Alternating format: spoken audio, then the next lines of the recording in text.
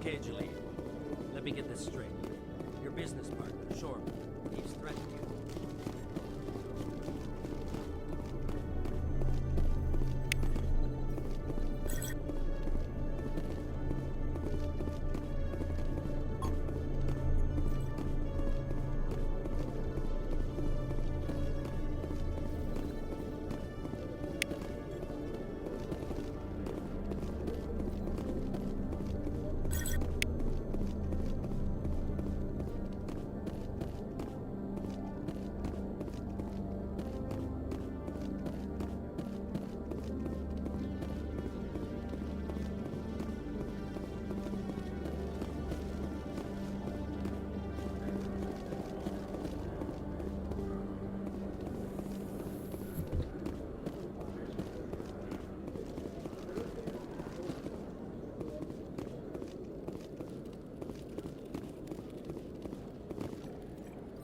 One sec, looking you up.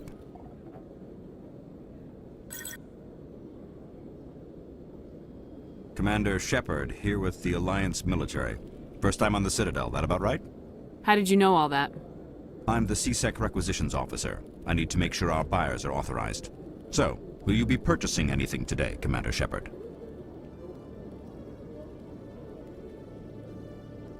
Show me what you got. Excellent. I hope you find what you're looking for.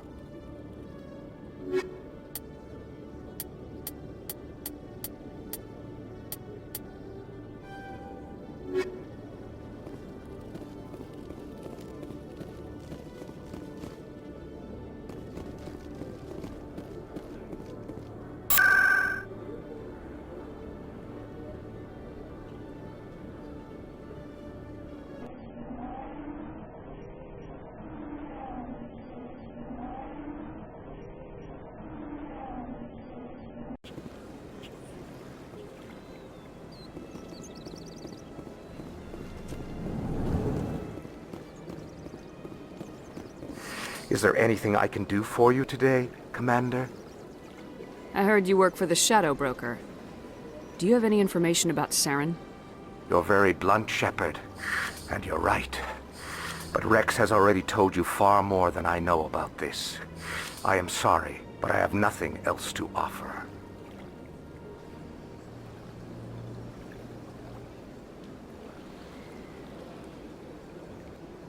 I should go.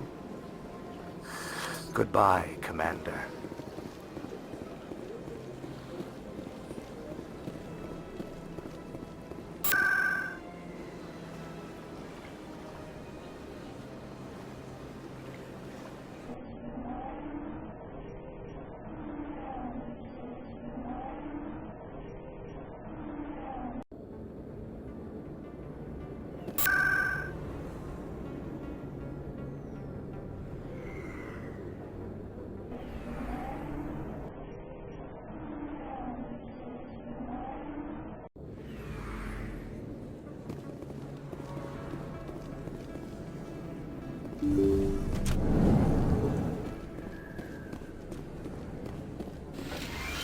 Yes, Commander. Is there something I can do for you? You're a doctor. How did you end up here on the Citadel? My parents brought me here when I was young. My father was a medic with the Alliance. I chose to keep the medical tradition alive, but not the military. Fixing up wounded soldiers isn't my idea of fun. You're a doctor. How did you end up here on the Citadel? My parents brought me here when I was young. My father was a medic with the Alliance. I chose to keep the medical tradition alive, but not the military. Fixing up wounded soldiers isn't my idea of fun.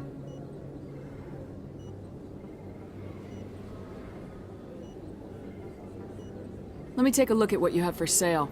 Of course.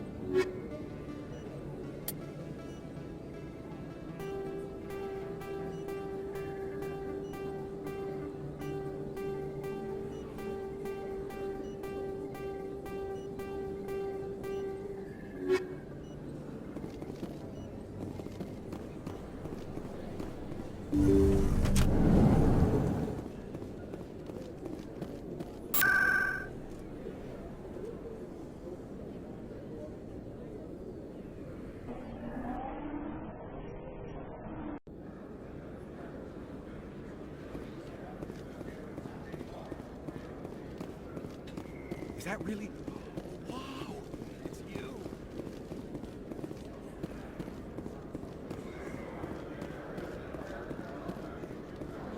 Hello there. Welcome to Moorland's famous shop. You want many good supplies, yes? Let me see what you have. Oh, you will be pleased, I think. Very good things I have. You will see.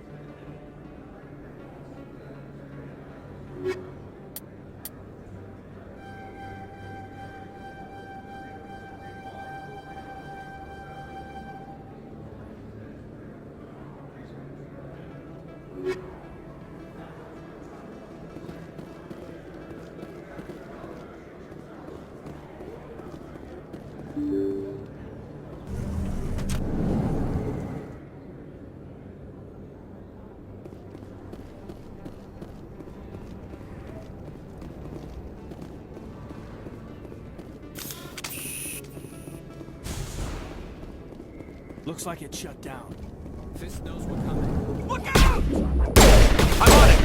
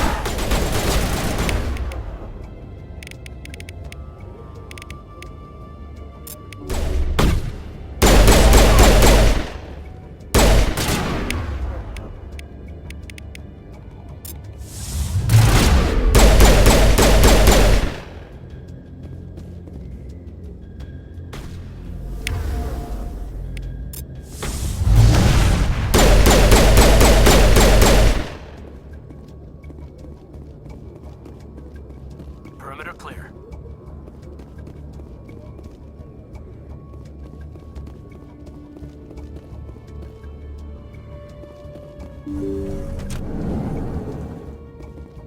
Stop right there! Don't come any closer! Warehouse workers. All the real guards must be dead. Stay back or we'll shoot! This'd be a good time to find somewhere else to work. Yeah, right. That's a good idea. Yeah, I never liked Fist anyway. I would have never thought of that. Shooting people isn't always the answer.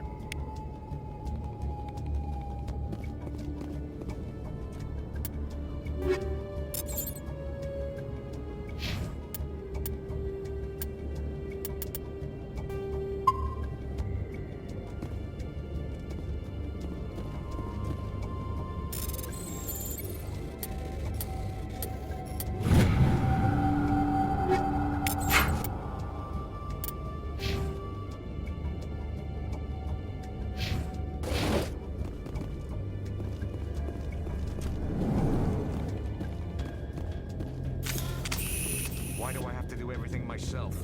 Time to die, little soldiers.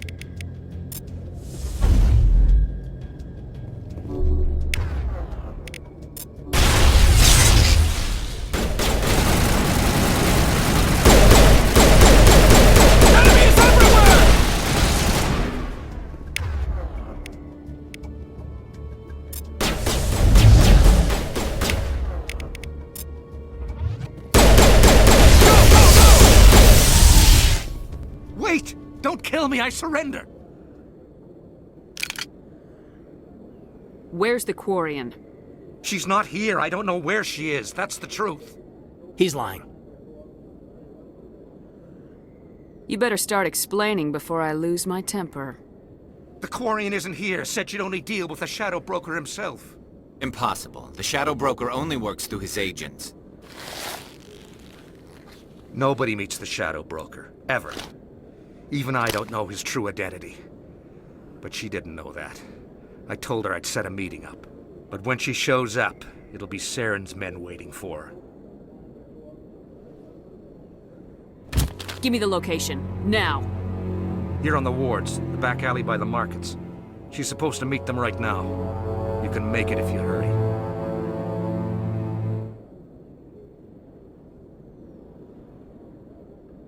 Am I supposed to just forget your part in all this? Hey, I came clean. I told you about the meeting. Besides, I've got my own problems now.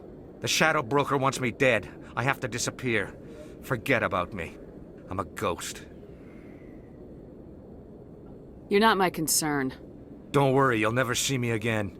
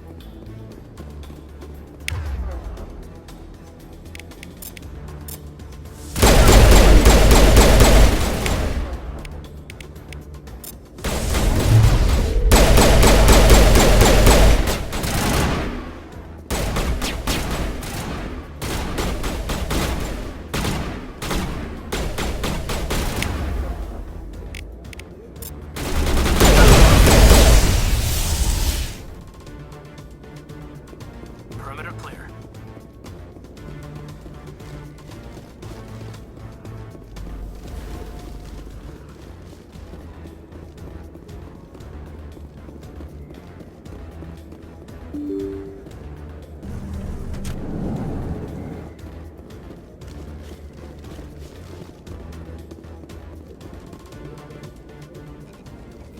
Did you bring it? Where's the Shadow Broker? Where's Fist? They'll be here. Where's the evidence? No way. The deal's off.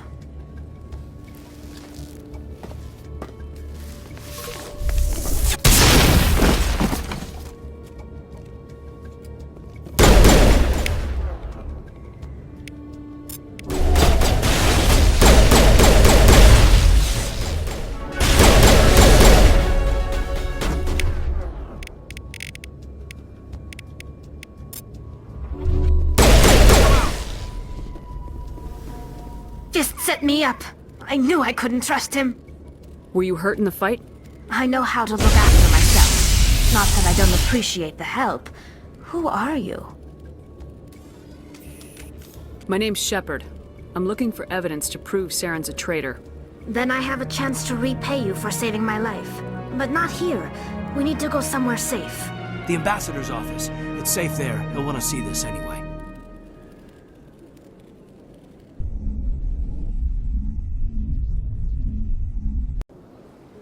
You're not making my life easy, Shepard. Firefights in the wards, an all-out assault on Korra's den. Do you know how many... Who's this? A Quarian? What are you up to, Shepard? Making your day, Ambassador. She has information linking Saren to the Geth. Really? Maybe you better start at the beginning, Miss... My name is Tali. Tali Zora Naraya. We don't see many Quarians here. Why did you leave the flotilla? I was on my pilgrimage. My rite of passage into adulthood. I've never heard of this before. It is a tradition among my people. When we reach maturity, we leave the ships of our parents and our people behind. Alone, we search the stars, only returning to the flotilla once we have discovered something of value. In this way, we prove ourselves worthy of adulthood. What kinds of things do you look for? It could be resources like food or fuel, or some type of useful technology, or even knowledge that will make life easier on the flotilla. Through our pilgrimage, we prove that we will contribute to the community, rather than being a burden on our limited resources. Tell us what you found. During my travels, I began hearing reports of Geth. Since they drove my people into exile, the Geth have never ventured beyond the Veil. I was curious. I tracked a patrol of Geth to an uncharted world. I waited for one to become separated from its unit. Then I disabled it and removed its memory core. I thought the Geth fried their memory cores when they died. Some kind of defense mechanism. How did you manage to preserve the memory core? My people created the Geth. If you're quick, careful, and lucky, small caches of data can sometimes be saved. Most of the core was wiped clean, but I salvaged something from its audio banks. Eden Prime was a major victory. The beacon has brought us one step closer to finding the conduit. That's Saren's voice. This proves he was involved in the attack. He said Eden Prime brought him one step closer to finding the conduit. Any idea what that means? The conduit must have something to do with the beacon. Maybe it's some kind of Prothean technology. Like a weapon. Wait, there's more. Saren wasn't working alone. Eden Prime was a major victory. The beacon has brought us one step closer to finding the conduit. And one step closer to the return of the Reapers. I don't recognize that other voice, the one talking about Reapers. Are they some kind of new alien species? According to the memory core, the Reapers were a hyper-advanced machine race that existed 50,000 years ago. The Reapers hunted the Protheans to total extinction, and then they vanished. At least, that's what the Geth believe. Sounds a little far-fetched. The vision on Eden Prime. I understand it now. I saw the Protheans being wiped out by the Reapers. The Geth revere the Reapers as gods, the pinnacle of non-organic life. And they believe Saren knows how to bring the Reapers back. The Council is just going to love this. The Reapers are a threat to every species in Citadel space. We have to tell them. No matter what they think about the rest of this, those audio files prove Saren's a traitor. The Captain's right. We need to present this to the Council right away. What about her? The Quarian? My name is Tali. You saw me in the alley, Commander. You know what I can do. Let me come with you. I thought you were on your pilgrimage. The pilgrimage proves we are willing to give of ourselves for the greater good. What does it say about me if I turn my back on this? Saren is a danger to the entire galaxy. My pilgrimage can wait. I'll take all the help I can get. Thanks. You won't regret this. Anderson and I will go ahead to get things ready with the Council. Take a few minutes to collect yourself, then meet us in the tower.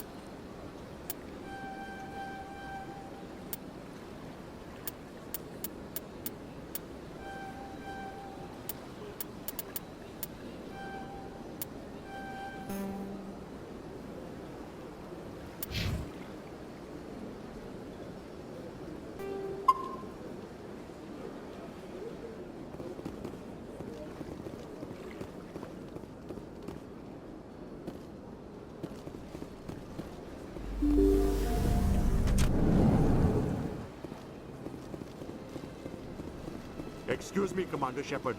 Could you spare a moment of your time?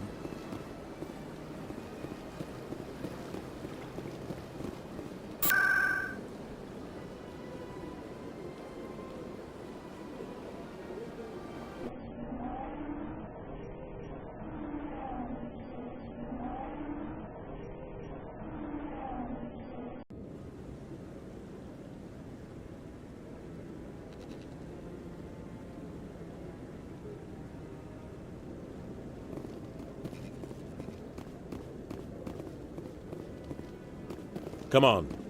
Udine is presenting the Quarians' evidence to the Council. Eden Prime was a major victory. The beacon has brought us one step closer to finding the conduit. And one step closer to the return of the Reapers. You wanted proof? There it is. This evidence is irrefutable, Ambassador. Saren will be stripped of his Spectre status, and all efforts will be made to bring him in to answer for his crimes. I recognize the other voice, the one speaking with Saren. Matriarch Benezia. Who is she? Matriarchs are powerful Asari who have entered the final stage of their lives. Revered for their wisdom and experience, they serve as guides and mentors to my people. Matriarch Benezia is a powerful biotic, and she had many followers. She will make a formidable ally for Saren. I'm more interested in the Reapers. What do you know about them? Only what was extracted from the Geth's memory core. The Reapers were an ancient race of machines that wiped out the Protheans. Then they vanished. The Geth believe the Reapers are gods, and Saren is the prophet for their return. We think the conduit is the key to bringing them back. Saren's searching for it. That's why he attacked Eden Prime. Do we even know what this conduit is? Saren thinks it can bring back the Reapers. That's bad enough. Listen to what you're saying. Saren wants to bring back the machines that wiped out all life in the galaxy? Impossible. It has to be. Where did the Reapers go? Why did they vanish? How come we found no trace of their existence? If they were real, we'd have found something. I tried to warn you about Saren and you refused to face the truth. Don't make the same mistake again. This is different. You proved Saren betrayed the Council. We all agree he's using the Geth to search for the conduit, but we don't really know why. The Reapers are obviously just a myth, Commander. A convenient lie to cover Saren's true purpose. A legend he is using to bend the Geth to his will. 50,000 years ago, the Reapers wiped out all galactic civilization. If Saren finds the conduit, it will happen again. Saren is a rogue agent on the run for his life. He no longer has the rights or resources of a Spectre. The Council has stripped him of his position. That is not good enough. You know he's hiding somewhere in the Traverse. Send your fleet in! A fleet cannot track down one man. A Citadel fleet could secure the entire region, keep the Geth from attacking any more of our colonies. Or it could trigger a war with the Terminus systems. We won't be dragged into a galactic confrontation over a few dozen human colonies. I can take Saren down. The Commander's right. There is a way to stop Saren that doesn't require fleets or armies. No! It's too soon. Humanity is not ready for the responsibilities that come with joining the Spectres. You don't have to send a fleet into the Traverse, and the Ambassador gets his human Spectre. Everybody's happy.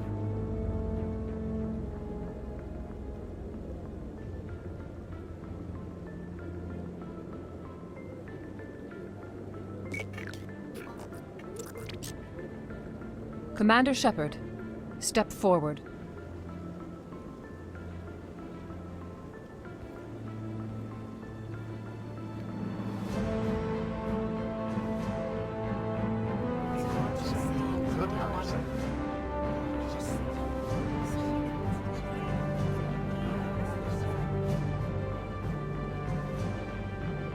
It is the decision of the Council that you be granted all the powers and privileges of the Special Tactics and Reconnaissance branch of the Citadel. Spectres are not trained, but chosen. Individuals forged in the fire of service and battle, those whose actions elevate them above the rank and file. Spectres are an ideal, a symbol, the embodiment of courage, determination, and self-reliance. They are the right hand of the Council, instruments of our will. Spectres bear a great burden. They are protectors of galactic peace, both our first and last line of defense. The safety of the galaxy is theirs to uphold. You are the first human Spectre, Commander.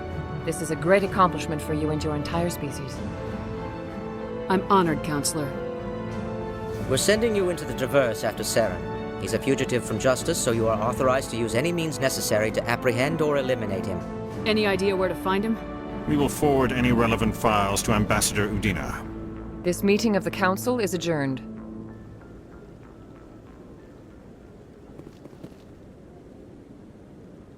Congratulations, Commander.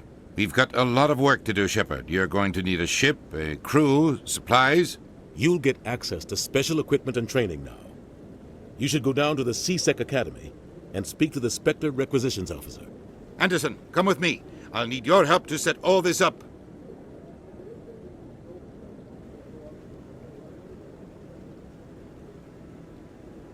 I thought the ambassador would be a little more grateful. He didn't even thank you. Until I find Saren, I haven't done anything. Come on. Right behind you, Shepard.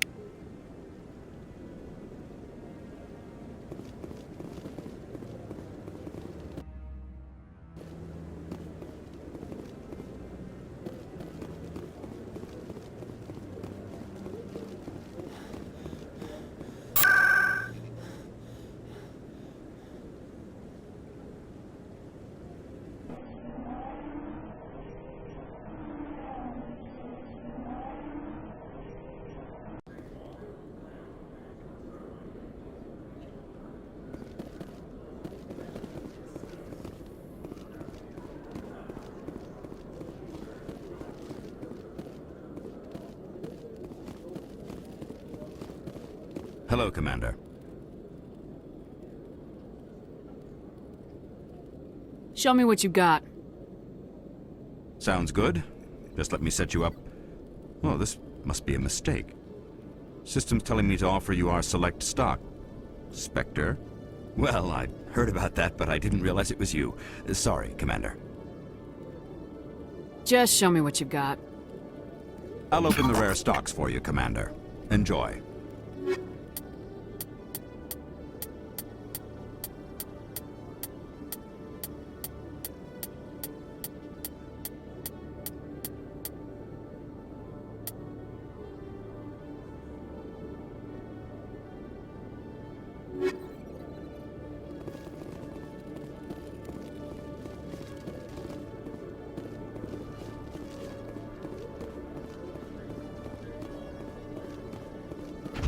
Do you ever regret leaving Citadel Security to pursue Saren, Garrus?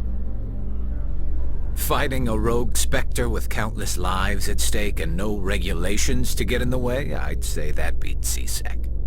I'm pleased that the imminent destruction of all organic life has improved your career opportunities.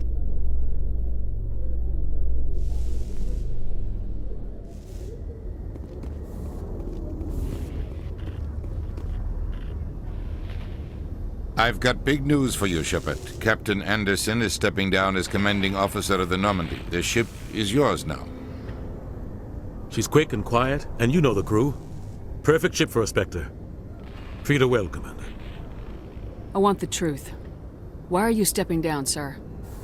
You needed your own ship. A Spectre can't answer to anyone but the Council. And it's time for me to step down. Come clean with me, Captain. You owe me that much. I was in your shoes 20 years ago, Shepard. They were considering me for the Spectres. Why didn't you ever mention this? What was I supposed to say? I could have been a Spectre, but I blew it? I failed, Commander. It's not something I'm proud of. Ask me later and I'll tell you the whole story. For now, all you need to know is, I was sent on a mission with Saren, and he made sure the Council rejected me. I had my shot. It came and went. Now you have a chance to make up for my mistakes. I won't let you down, sir. Saren's gone. Don't even try to find him. But we know what he's after. The Conduit. He's got his Geth scouring the Traverse looking for clues. We had reports of Geth in the Pharos system shortly before our colony there dropped out of contact, and there have been sightings around Noveria. Find out what Saren was after on Pharos and Noveria. Maybe you can figure out where the Conduit is before he does. The Reapers are the real threat.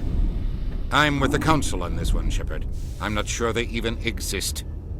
But if they do exist, the conduit's the key to bringing them back. Stop Saren from getting the conduit, and we stop the Reapers from returning. I'll stop him. We have one more lead. Matriarch Benezia, the other voice in that recording. She has a daughter, a scientist who specializes in the Protheans.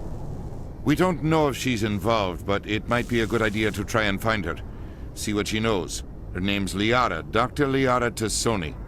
We have reports she was exploring an archaeological dig on one of the uncharted worlds in the Artemis Tau cluster.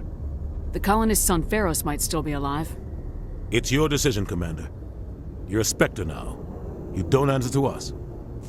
But your actions still reflect on humanity as a whole. You make a mess and I get stuck cleaning it up. I'll try not to make things any harder on you, Ambassador. Glad to hear it, Commander. Remember, you were a human long before you were a Spectre. I have a meeting to get to. Captain Anderson can answer any questions you might have. Yes, Commander? How are you holding up? Honestly, this isn't how I pictured my career coming to an end. Pushing papers really isn't my thing, but you're the one who can stop Saren. I believe in you, Shepard. If that means I have to step aside, so be it. Tell me what happened with you and Saren 20 years ago. It's close to 20 years ago now. Ambassador Goyle was our representative here on the Citadel. Like Udina, she wanted to get a human into the Spectres. She chose me. The Council sent Saren to keep an eye on me and evaluate my performance, just like they sent Nihilus to keep tabs on you. Why weren't you honest with me? It's not something I'm proud of. I had a chance to become the first human Spectre, and I failed. Saren made sure of that. I think I deserve the whole story. We had intel on a rogue scientist being funded by Batarian interests. He was trying to set up a facility to develop illegal AI technology out in the Verge.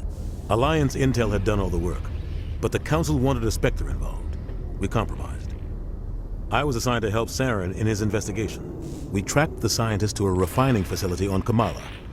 He was hidden away somewhere inside, protected by an army of Batarian mercenaries. The plan was simple.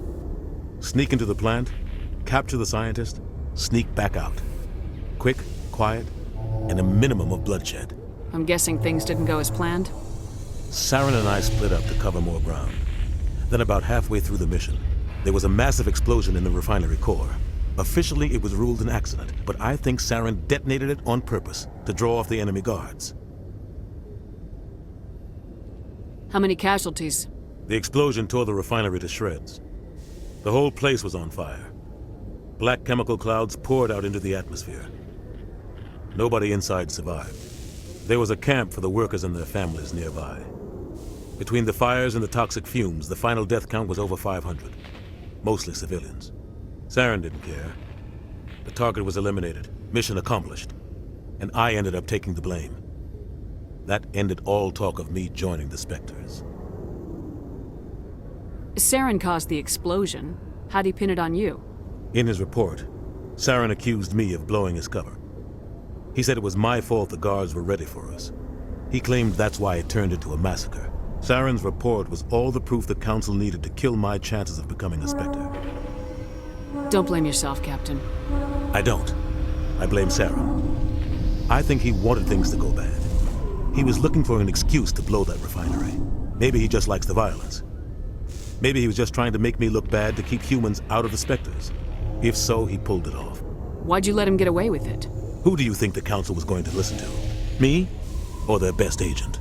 I had a bad feeling about him right from the start. I should have been more careful. Maybe I could have stopped things before they got out of hand. Don't blame yourself, Captain. I don't. I blame Saren. I think he wanted things to go bad. He was looking for an excuse to blow that refinery. Maybe he just likes the violence. Maybe he was just trying to make me look bad to keep humans out of the Spectres. If so, he pulled it off. The only thing I care about is stopping Saren. You're right, Commander. It's no good living in the past.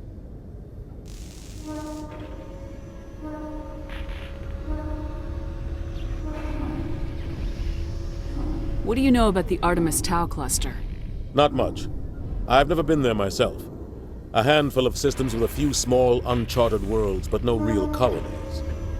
Might not be easy finding Dr. T'Soni out there. My advice is to look for the world with the Prothean ruins. Any extra intel you can give me on our colony at Pharos? The entire planet used to be one giant Prothean city. Mostly ruins now. But some of the infrastructure is still intact. The colony tried to build on what the Protheans left behind. We lost all contact with them when the Geth attacked. What can you tell me about Noveria? Novaria's trouble. Always has been. The whole planet's basically a center for corporations to conduct illegal research. Watch your back, Rashid. Spectres are about the only form of Citadel authority Noveria respects. But they aren't popular. I want to know the truth about you and Saren. I want to know about the mission you were on together all those years ago. We had intel on a rogue scientist being funded by Batarian interests. He was trying to set up a facility to develop illegal AI technology out in the Verge. Alliance intel had done all the work, but the Council wanted a Spectre involved. We compromised. I was assigned to help Saren in his investigation. We tracked the scientist to a refining facility on Kamala. He was hidden away somewhere inside, protected by an army of Batarian mercenaries. The plan was simple. Sneak into the plant, capture the scientist, sneak back out. Quick, quiet, and a minimum of bloodshed. The only thing I care about is stopping Saren. You're right, Commander. It's no good living in the past. I should go. I'll be here if you need anything.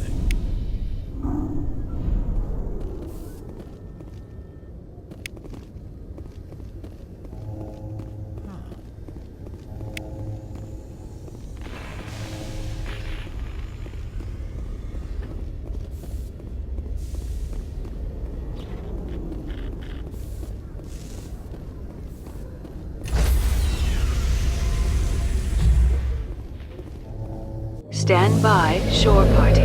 Decontamination in progress. I heard what happened to Captain Anderson. Survives 100 battles and then gets taken down by backroom politics. Just watch your back, Commander. Things go bad on this mission, you're next on their chopping block. Captain Anderson should be the one in charge. It's like I'm stealing the ship from him. Yeah, the captain got screwed. But it's not like you could have stopped it, nobody's blaming you. Everyone on this ship's behind you, Commander, 100%. Intercom's open. If you got anything you want to say to the crew, now's the time. This is Commander Shepard speaking. We have our orders. Find Saren before he finds the conduit. I won't lie to you, crew. This mission isn't going to be easy.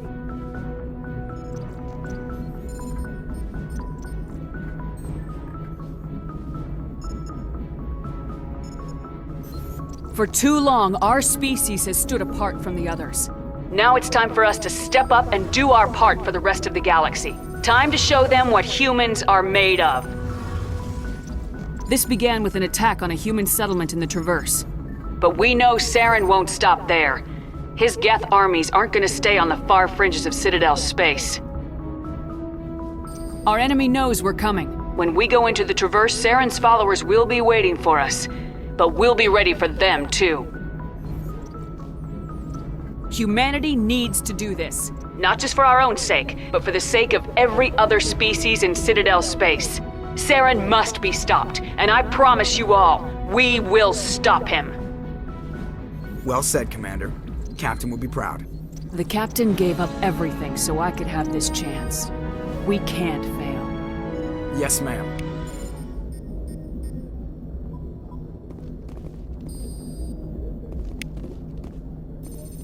Commander, something you need? How's the Normandy performing? Is she everything they said she'd be? She's the best ship in the fleet. If you've got a pilot who knows how to handle her. Balance isn't what you'd expect. Takes a while to get used to that oversized drive core we got stuffed in the back, and her power can sneak up on you if you're not careful. The Normandy's probably too much ship for your average Alliance pilot, Commander. Lucky for you, I'm anything but average. I like to know my crew. Mind if I ask you a few questions? I can see where this is going. You did a background check on me, didn't you? Well, I'll tell you the same thing I told the captain. You want me as your pilot. I'm not good. I'm not even great. I am the best damn helmsman in the Alliance fleet. Top of my class in flight school, I earned that. All those commendations in my file, I earned every single one. Those weren't given to me as charity for my disease. I'm sorry, Joker. I didn't even know you were sick. You mean you didn't know? Oh, crap. Okay, I've got Vrolik syndrome, brittle bone disease. The bones in my legs never develop properly. They're basically hollow, too much force and they'll shatter. Even with crutches and my leg braces, it's hard to get around. One wrong step and crack! It's very dramatic, but I've learned to manage my condition, Commander. Put the Normandy in my hands and I'll make her dance for you. Just don't ask me to get up and dance unless, you like the sound of snapping shin bones. Why does everyone call you Joker? It's a lot shorter than saying Alliance Flight Lieutenant Jeff Moreau. Plus, I love to make little children laugh. I was just thinking how much you remind me of Santa Claus. Look, I didn't pick the name. One of the instructors in flight school used to bug me about never smiling. She started calling me Joker, and it stuck. Why didn't you ever smile? Hey, I worked my ass off in flight school, Commander. The world's not gonna hand you anything if you go around grinning like an idiot. By the end of the year, I was the best pilot in the academy, even better than the instructors, and everybody knew it. They'd all got their asses kicked by the sickly kid with the creaky little legs. One guess who was smiling at graduation? How'd you end up joining the Alliance? Look, if you're looking for an inspirational tale of the crippled kid overcoming impossible odds, you're gonna be disappointed. My mother was a civilian contractor working for the Alliance. I basically grew up on the Arcturus station back when they were building up the fleets. Spend all that time around Alliance ships, there's a good chance you'll end up going to the Academy. I need to know more about this Vrolik syndrome if I'm putting my ship in your hands. Yeah, of course you do. It's an extremely rare condition. Nobody knows exactly what causes it. Genetic, maybe. It's treatable, but there's no cure. They classify my case as moderate to severe. I was born with over a dozen fractures, hip, thighs, ankles. My bones were already breaking in the womb. 100 years ago, I wouldn't have survived past my first year. Lucky for me, modern medical science has turned me into a productive member of society.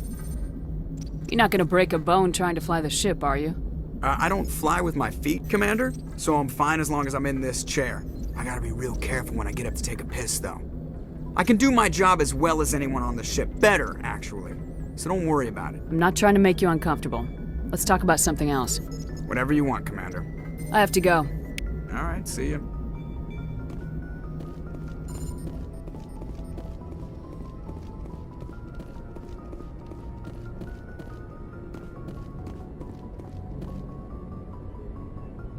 If anyone has to take over for Captain Anderson, I'm glad it's you. I'm not sure about having non-humans on our ship, though. We're all on the same team here, Presley. With all due respect, ma'am, that's what they said about Nihilus. Look how that turned out. I'm in charge here, Presley. I decide if we have non-humans on this vessel. Yes, ma'am. Understood, ma'am. Speak freely, Presley. I want to know if you have a problem with non-humans. It's not that, Commander. Humanity has always handled its own problems. Saren attacked one of our colonies. We should be the ones to stop him. We don't need their help.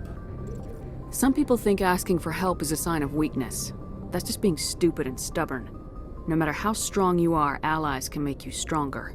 I guess so. Maybe I'm just stuck in the old ways of thinking. But don't worry, Commander. This won't be a problem. How did you end up assigned to the Normandy? I signed up with the Alliance as a navigator right out of school, following in my grandfather's footsteps, I guess. My first posting was on the Agincourt. We were at Elysium during the Skillian Blitz. A massive fleet of alien raiders hit the colony, trying to wipe it out. They had the numbers, but their ships were no match for an Alliance frigate. It was a slaughter.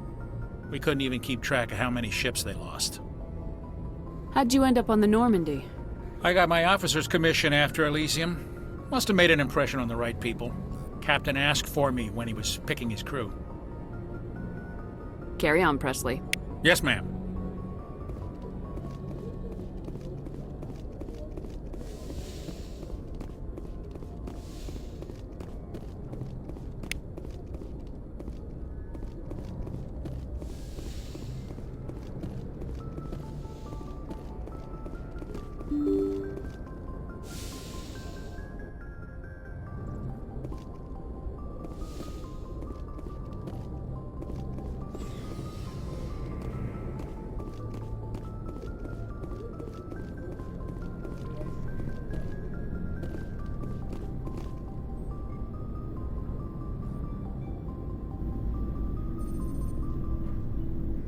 Anything you need, Commander? What's your opinion on the last mission? I don't see how we could have done things any better. At least not without getting to Eden Prime sooner. And we were on the scene faster than any other Alliance ship could have been. Just trying to get a sense of where the crew's at. Thoughts? I've wasted enough of your time for now, Commander. We'll have time for personal debriefings later. We'll talk another time, Lieutenant. Commander?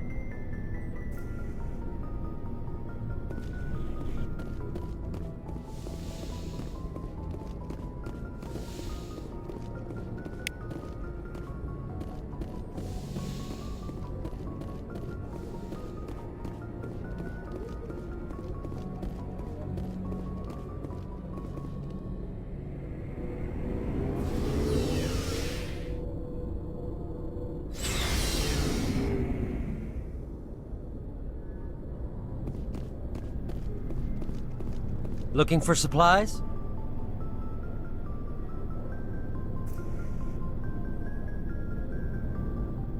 Let's see what you got. You bet, Commander.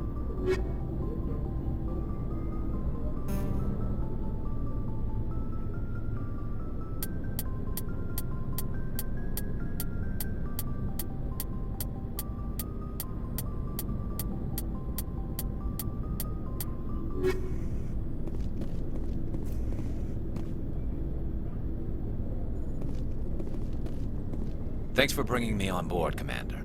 I knew working with the Spectre would be better than life at CSEC. Have you worked with the Spectre before? Well, no, but I know what they're like. Spectres make their own rules. You're free to handle things your way. At CSEC, you're buried by rules. The damn bureaucrats are always on your back. For the most part, the rules are there for a reason. Maybe. But sometimes it feels like the rules are only there to stop me from doing my work. If I'm trying to take down a suspect, it shouldn't matter how I do it, as long as I do it. But CSEC wants it done their way. Protocol and procedure come first. That's why I left. So you just quit because you didn't like the way they do things? There's more to it than that. It didn't start out bad, but as I rose in ranks, I got saddled with more and more red tape. CSEC's handling of Saren was typical. I just couldn't take it anymore. I hate leaving. I hope you made the right choice. I'd hate for you to regret it later. Well, that's sort of why I teamed up with you. It's a chance for me to get off the Citadel, see how things are done outside CSEC. Either way, I plan to make the most of this. And without CSEC headquarters looking over my shoulder, well, maybe I can get the job done my way for a change. If getting the job done means endangering innocent people, then no. We get the job done right, not fast. Got it? I wasn't trying to... I understand, Commander.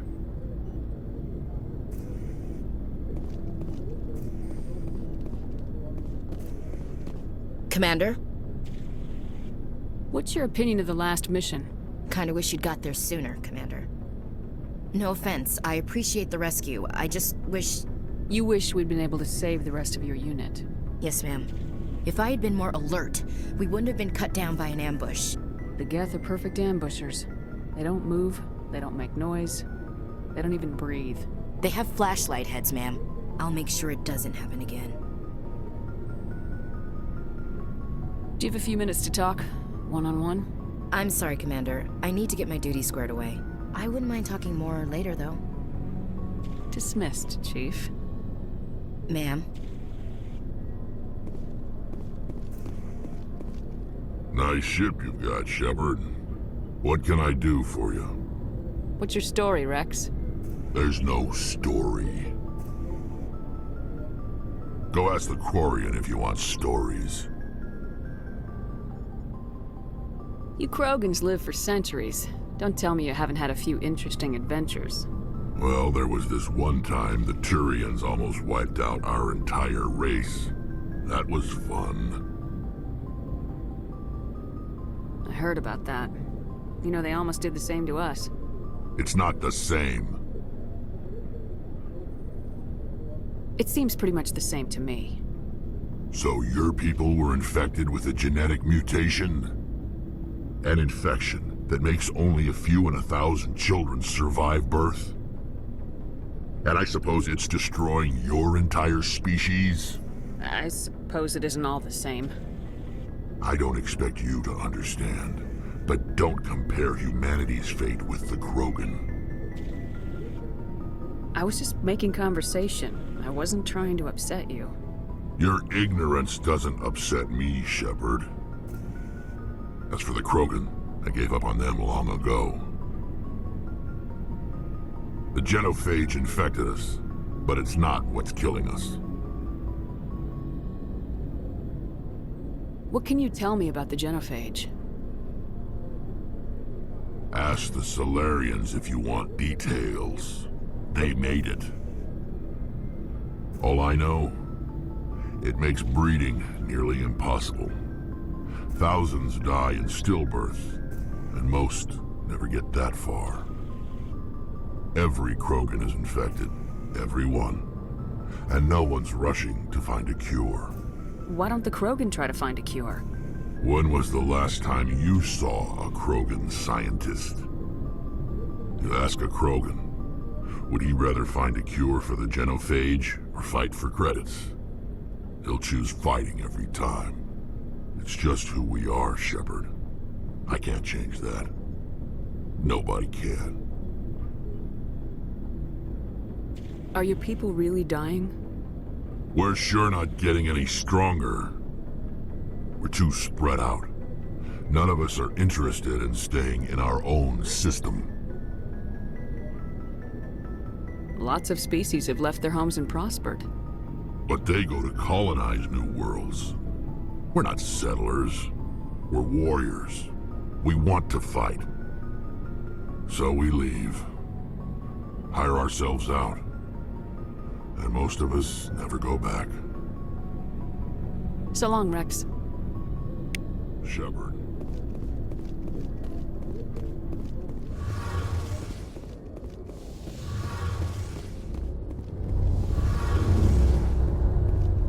Hey, Commander, you know that Quarian, Tali? She's been spending all her time down here asking me about our engine. I'll tell her to leave you alone. What? No, she's amazing. I wish my guys were half as smart as she is. Give her a month on board and she'll know more about our engines than I do.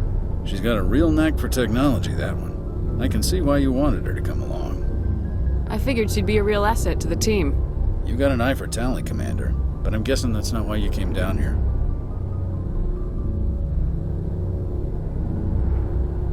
Fill me in on the IES stealth system. How does it work exactly? You can't hide a ship out in space. They emit too much heat and radiation. Too easy for sensors to pick them up, unless you find a way to capture those emissions. So our stealth systems trap the energy we give off in storage sinks built into the ship itself. No emissions to give away our location. Eventually the sinks have to be vented. More than a few hours silent running and they overheat. Cook us inside our own hull. There's no way for anyone to detect us? A visual scan can still pick us up. Anyone looking out a window can see us plain as day. But you have to be pretty close to get an actual visual out in space. Most vessels rely on scanners. As long as the stealth systems are engaged, they can't see us. Not unless we accelerate to FTL speeds. Why doesn't it work with faster-than-light travel? Cranking up to FTL blue shifts our emissions, pushes them into frequencies too high to capture in the sinks. As soon as we make the jump, it's like setting off a flare. Sensors can pick up our location whenever we enter or exit FTL flight, but for short-range missions, our stealth systems are amazing, and we've got the only one. I want to know more about the Normandy. She's the best ship I've ever served on, probably the fastest vessel ever designed, and she's the only one using the new Tantalus drive core. What's so special about the Tantalus drive core? Proportionally, it's about twice the size of any other vessel. Not only are we faster, we can run at FTL speeds longer before we have to discharge the core. Where else have you served, Adams? If you name a class of Alliance ship, I've probably served on it. Everything from dreadnoughts and carriers right down to frigates like the Normandy. My last assignment was on the Tokyo, only a cruiser, but she was a good ship. Couldn't hold a candle to the Normandy, though. Where else have you served, Adams? If you name a class of Alliance ship, I've probably served on it. Everything from dreadnoughts and carriers right down to frigates like the Normandy. My last assignment was on the Tokyo, only a cruiser, but she was a good ship. Couldn't hold a candle to the Normandy, though. Carry on, Adams. Aye, aye, Commander.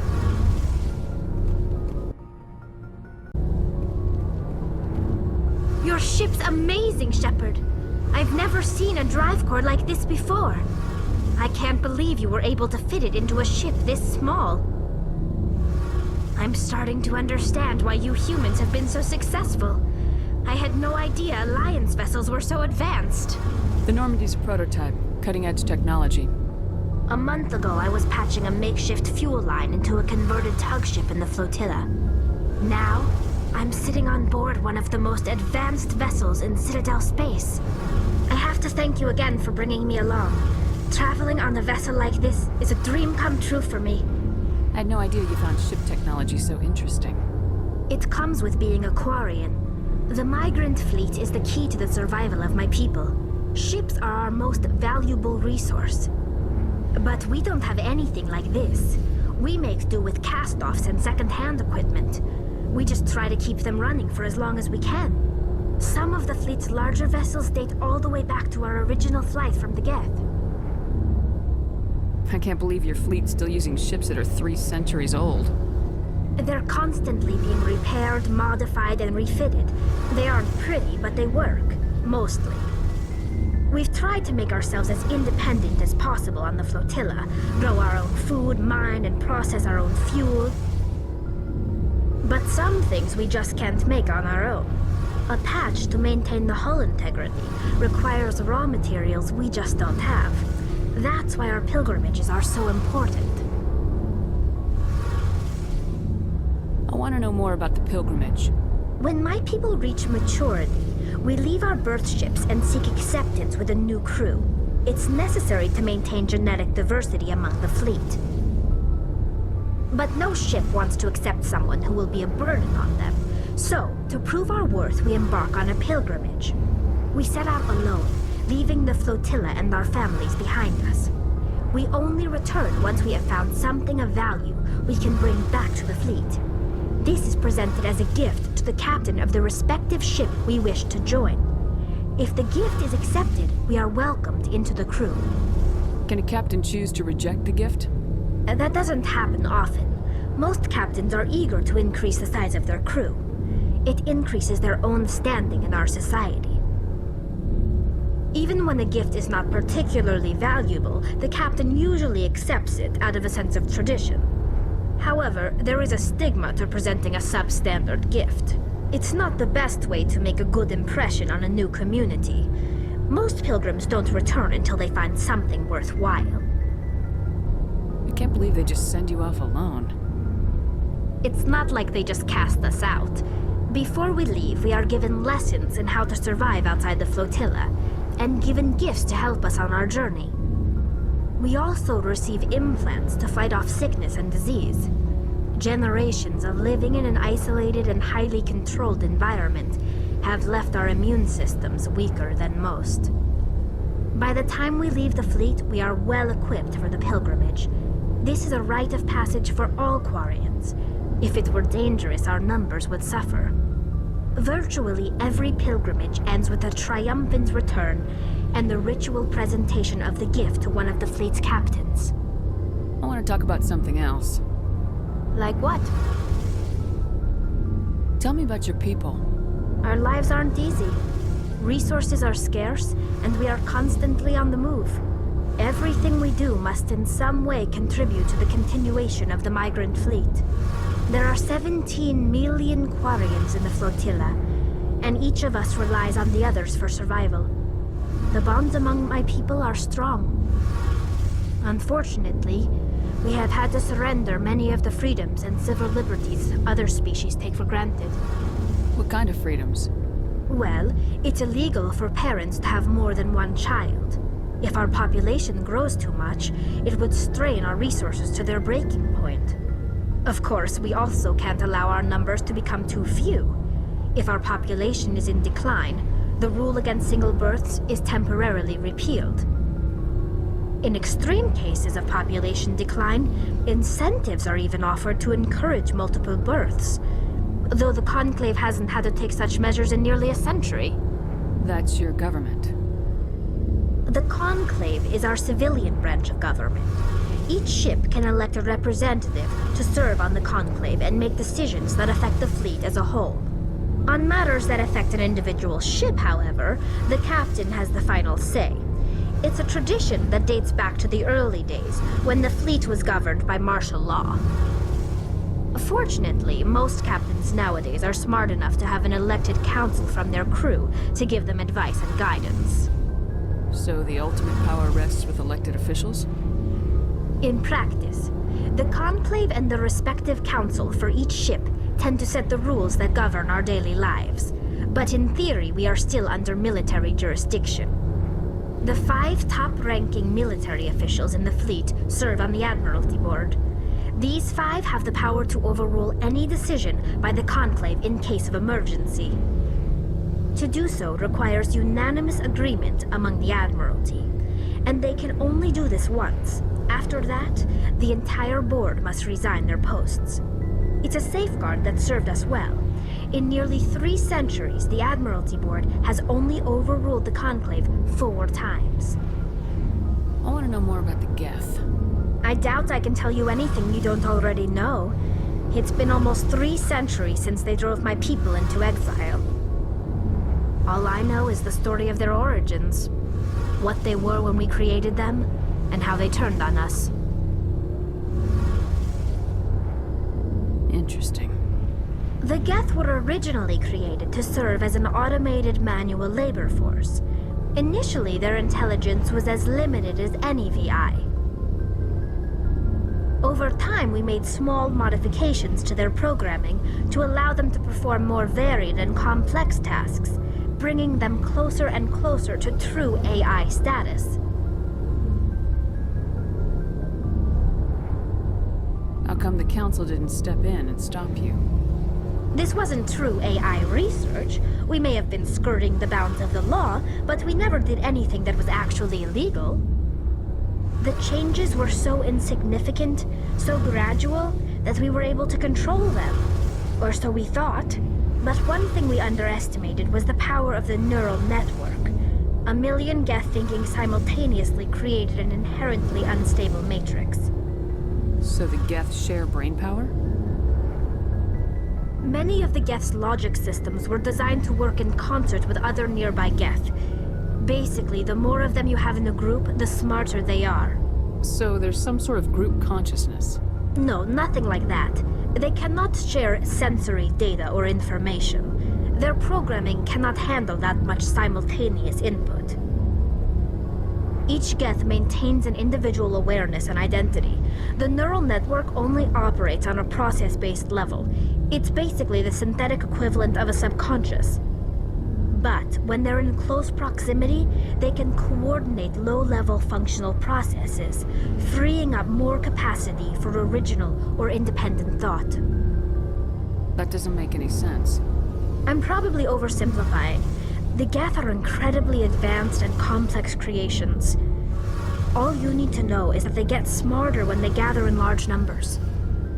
As we built more and more Geth, their effective intelligence became more sophisticated, more abstract. One day, a Geth began to ask its Quarian overseer questions about the nature of its existence. Am I alive? Why am I here? What is my purpose? As you can imagine, this caused a near panic among my people. I don't see what's so bad about those questions. The Geth were created to engage in mundane, repetitive, or dangerous manual labor. That's fine for machines, but it won't satisfy a sentient being for long.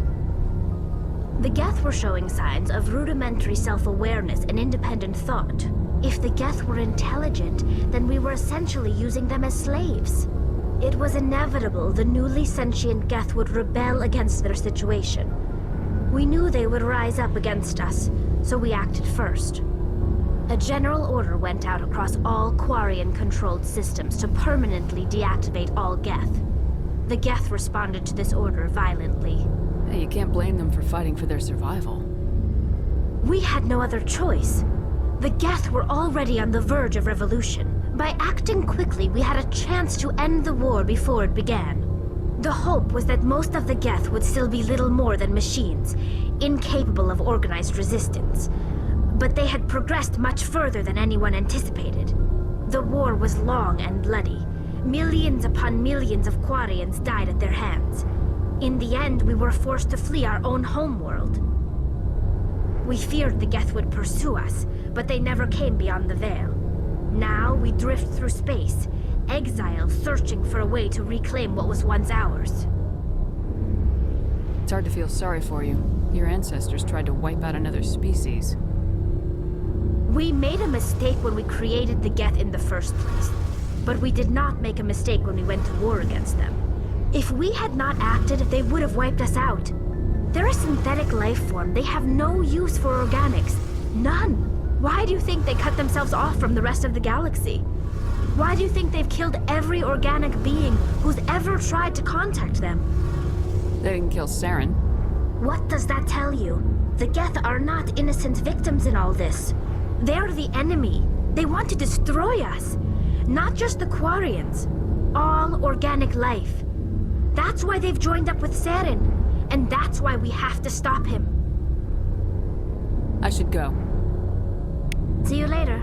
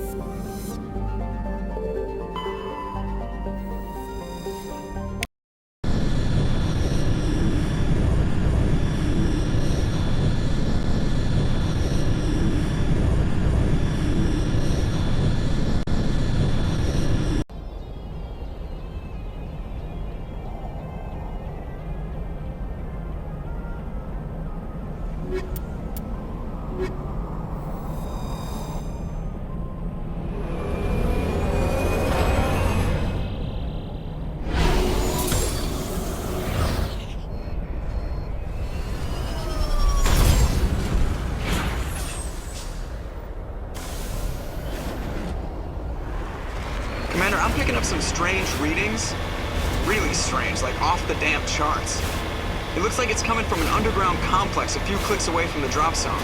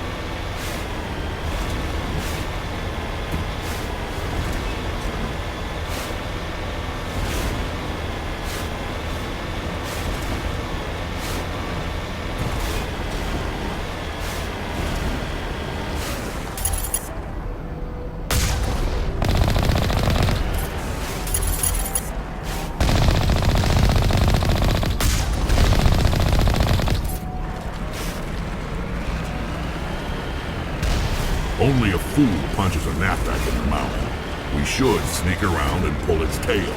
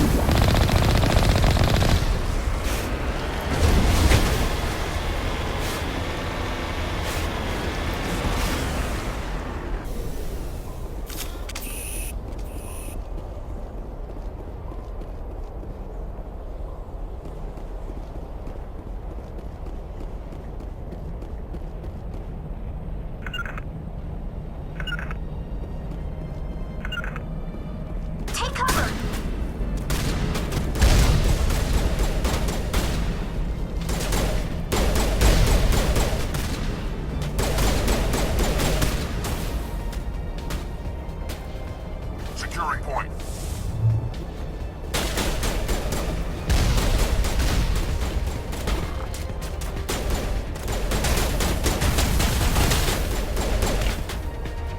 Fire in the hole!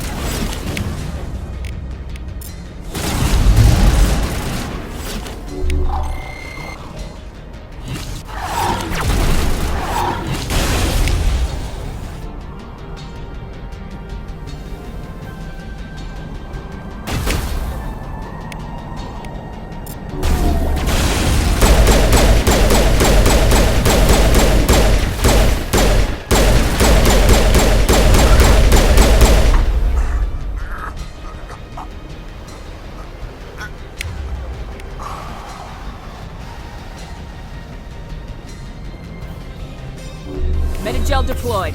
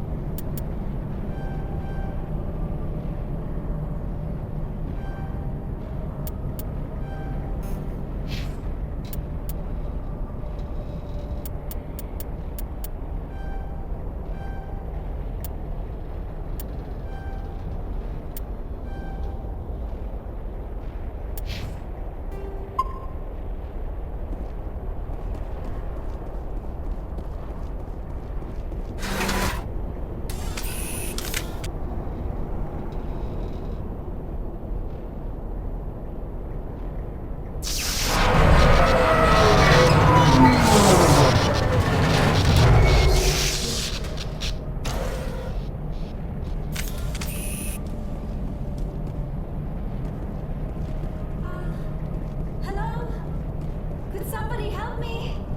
Please?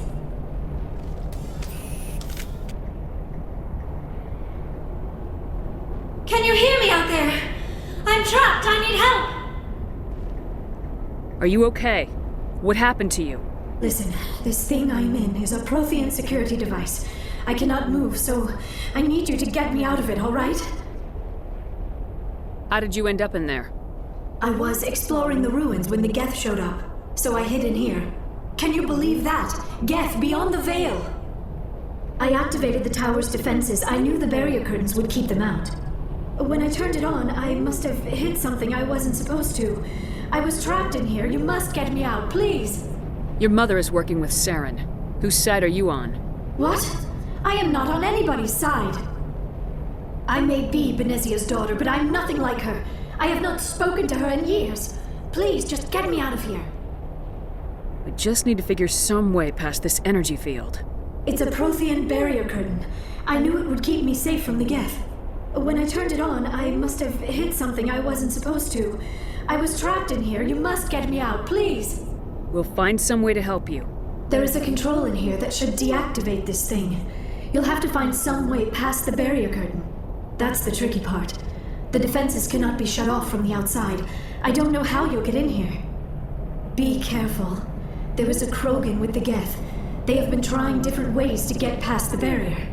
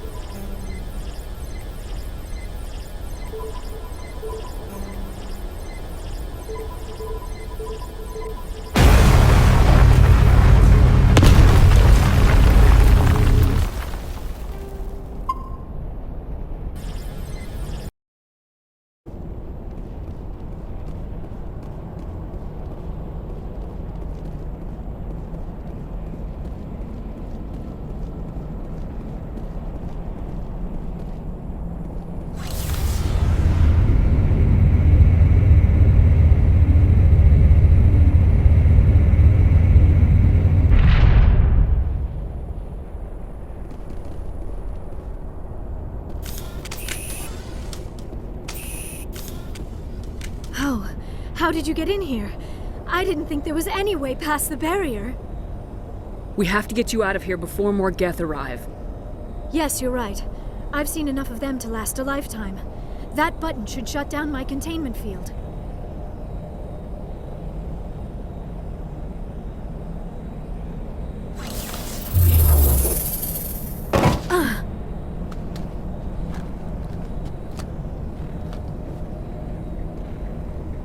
Any idea how we get out of this place? There is an elevator back in the center of the tower. At least I think it's an elevator. It should take us out of here. Come on! I still cannot believe all this. Why would the Geth come after me? Do you think Benezia's involved?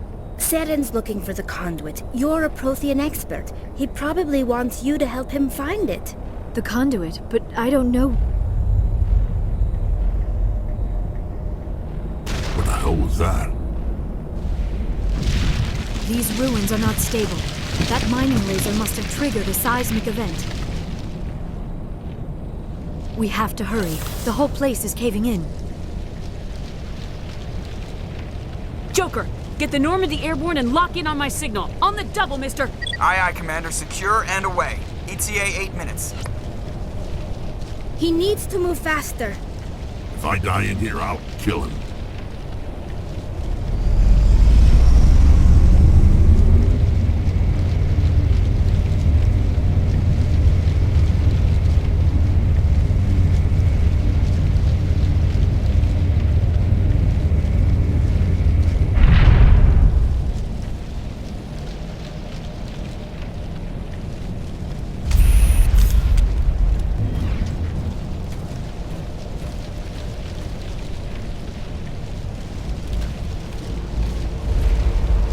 Surrender. Or don't. That would be more fun. In case you didn't notice, this place is falling apart. Exhilarating, isn't it? Thanks for getting rid of those energy fields for us. Hand the doctor over. Whatever it is you want, you are not getting it from me. She'll stay with us, thanks. Not an option. Saren wants her, and he always gets what he wants. Kill him. Spare the Asari if you can. If not, doesn't matter.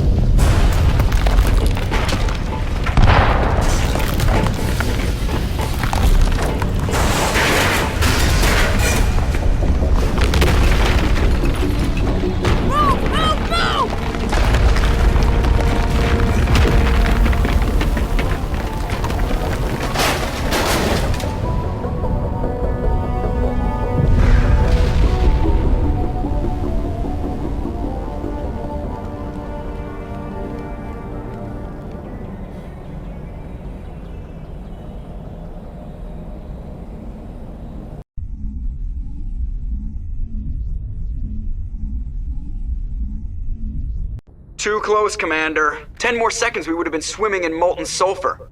The Normandy isn't equipped to land in exploding volcanoes. They tend to fry our sensors and melt our hull. Just for future reference. We almost died out there, and your pilot is making jokes? It's a coping mechanism. You'll get used to it. I see. It must be a human thing. I don't have a lot of experience dealing with your species, Commander. But I am grateful to you. You saved my life back there, and not just from the volcano. Those Geth would have killed me or dragged me off to Saren. What did Saren want with you? Do you know something about the conduit? Only that it was somehow connected to the Prothean extinction.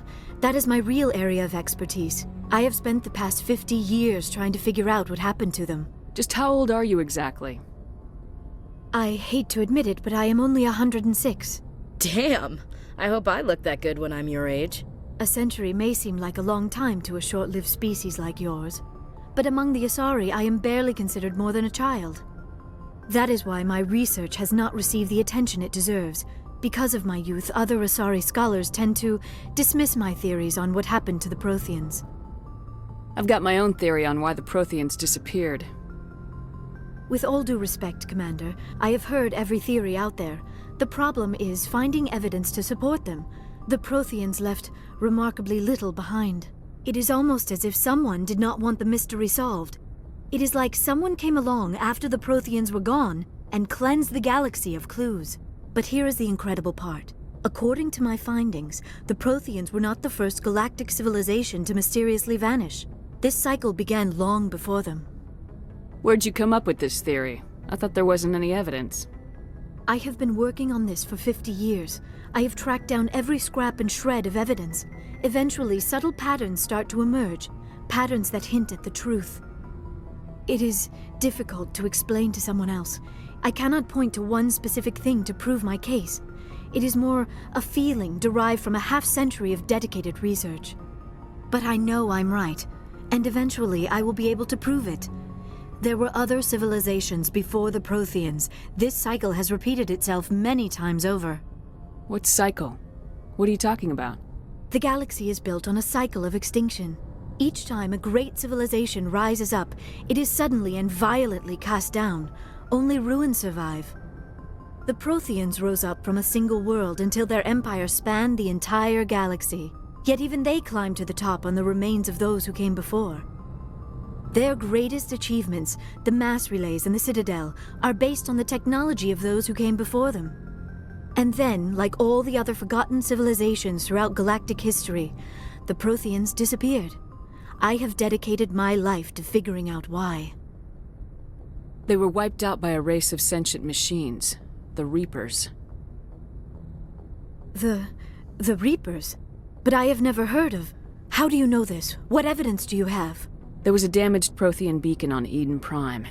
It burned a vision into my brain. I'm still trying to sort out what it all means. Visions? Yes, that makes sense.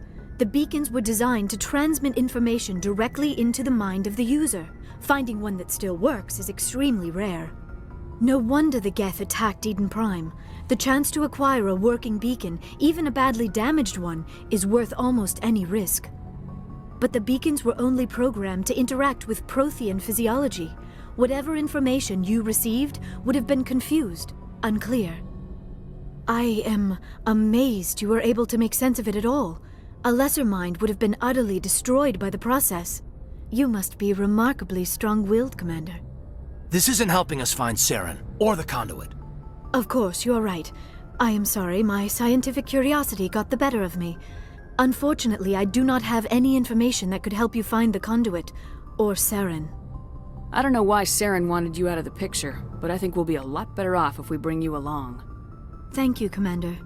Saren might come after me again. I cannot think of anywhere safer than here on your ship.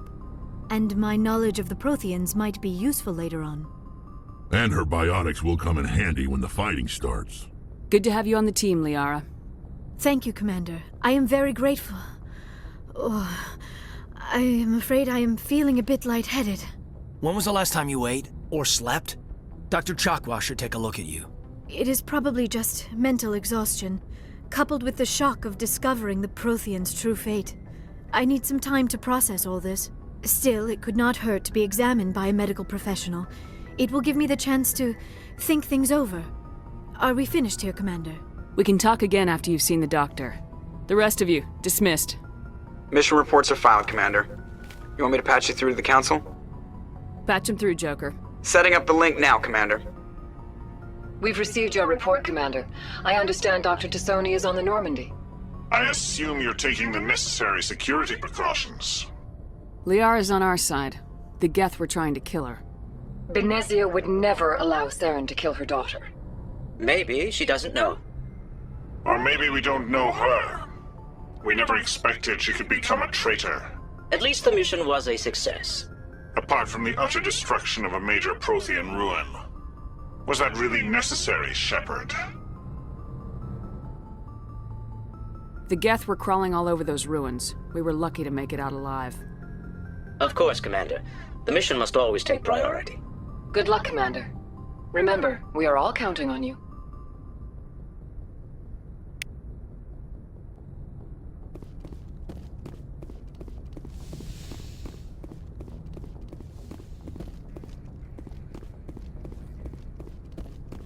Yes, Commander? Carry on, Presley. Yes, ma'am.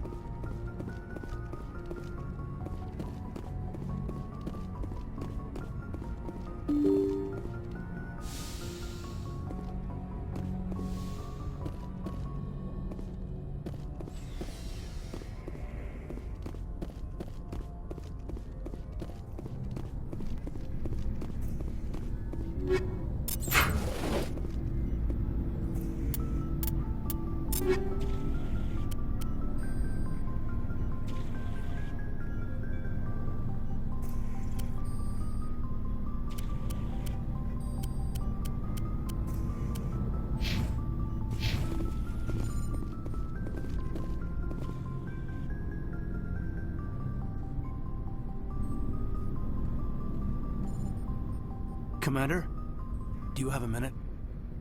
I always make time for my officers. Off the record, I think there's something wrong here. This Saren is looking for records on some kind of galactic extinction, but we can't get backup from the Council? Sorry, Commander. There's writing on the wall here, but someone isn't reading it. The Council doesn't want to believe anything's wrong. I'd call it human nature, but... I hear you. It just seems like a group that's been around as long as the Council should see this coming. I mean, it's funny, we finally get out here, and the final frontier was already settled. And the residents don't even seem impressed by the view. Or the dangers. Well, well. You're a romantic.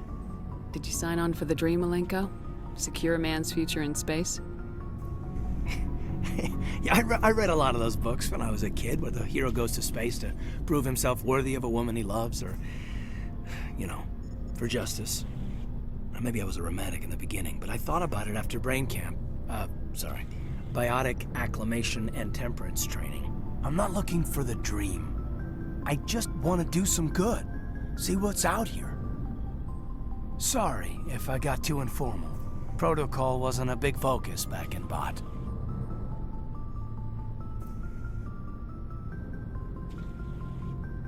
Tell me about it. Biotic acclimation and temperance didn't last past the airlock. To the kids they hauled in, it was brain camp. Sorry, hauled in is unkind. We were encouraged to commit to an evaluation of our abilities so an understanding of biotics could be compiled.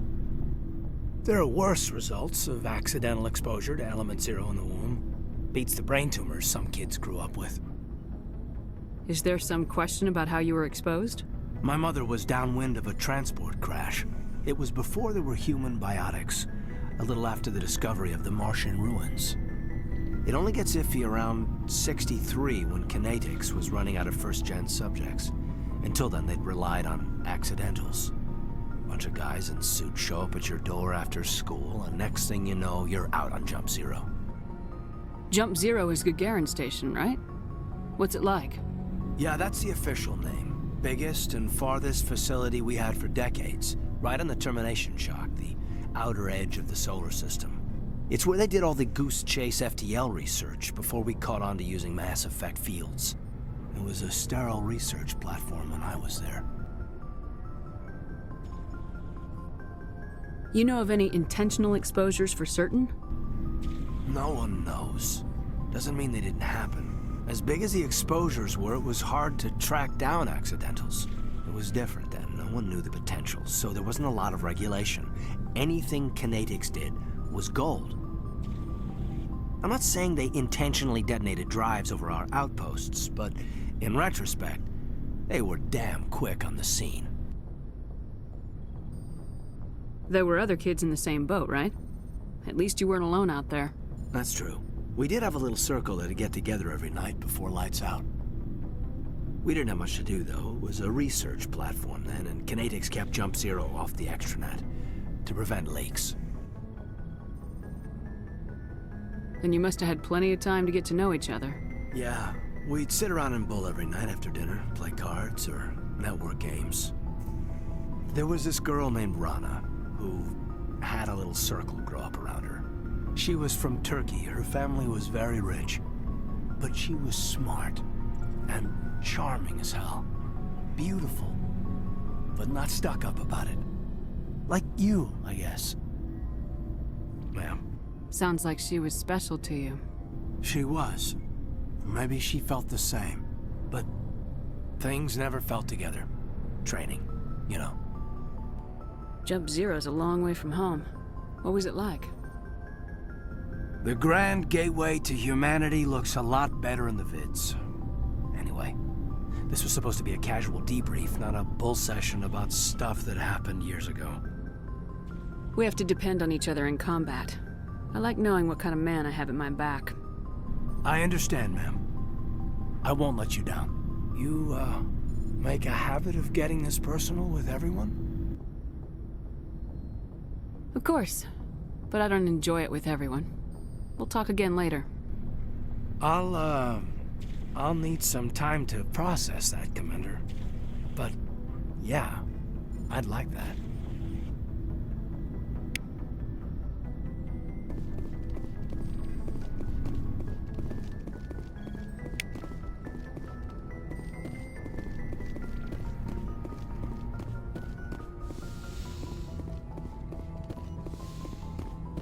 Yes, Commander? Is there something you need? I should go. Goodbye, Commander.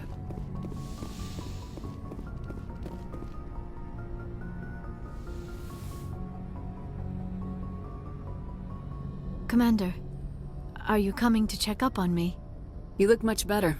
How are you feeling? Dr. Chakwas assures me I am going to be fine.